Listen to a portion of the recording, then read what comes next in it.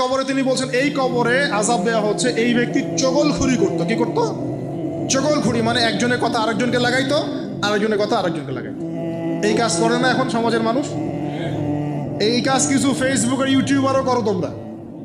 একজনের ভিডিও আরেকজনের পাশে লাগাই দাও, আরেকজনের আরেকজনে লাগাই দাও, এই করে উম্মার মধ্যে বিভক্তি সৃষ্টি করতেছে। কিছু কিছু কারণে, এইসব কারণেও রেস্ট্রিকশন দিতে হয়েছে আমাদেরকে। আল্লাহ পাক আমাকে যে জ্ঞান দিয়েছেন, আল্লাহ পাক আমাকে যে লিমিটেড জ্ঞান দিয়েছেন, এই জ্ঞান দিয়ে আমি আগামীকাল কি হবে সেটা বলতে পারি না। বলতে পারি? যে মানুষের জ্ঞান এতই ক্ষুদ্র যে আগামীকাল তার সাথে কি হবে সে বলতে পারে না, সেই মানুষের পক্ষে কি এই অদৃশ্যের জগৎ সম্পর্কে এত গভীর জ্ঞান লাভ করা সম্ভব?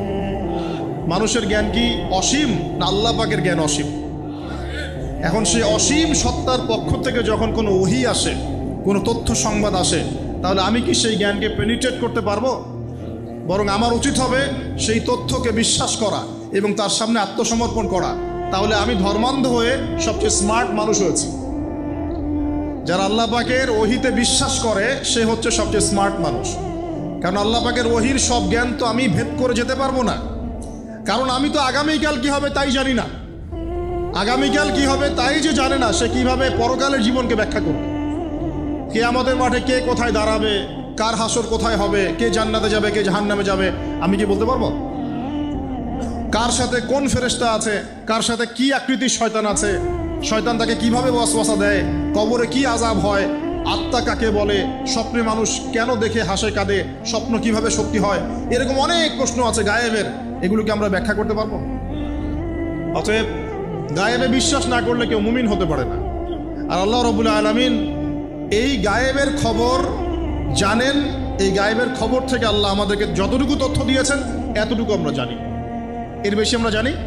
আচ্ছা, মায়ের গর্ভে যখন সন্তান, তখন ফেরেশতা লিখে দিচ্ছেন এক, তার হায়াত কতটুকু হবে, ব্যাস লিখা হয়ে গেছে। লিখা হয়ে গেছে মানে যা হায়াত, যা অপচয় করেছেন তো করেছেনই।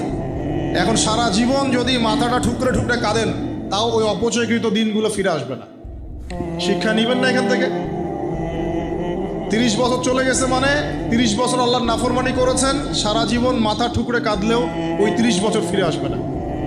আসবে যুবক ভাই? অতএব কি করা উচিত? ফিরে আসা উচিত নাকি এভাবেই চলতে থাকবে? লিখা হয়ে গেছে, বাড়বেও না কমবেও না। 2, রিজিক কি কি পাবেন, আপনার রিজিক সব লিখা হয়ে গেছে। এখন আপনারা কি রিজিকটাকে হালাল পথে চাচ্ছেন না হারাম পথে? যদি হালাল পথে চান ওই অ্যামাউন্ট অফ রিজিকই পাবেন, যদি হারাম পথে চান ওই রিজিকই পাবেন।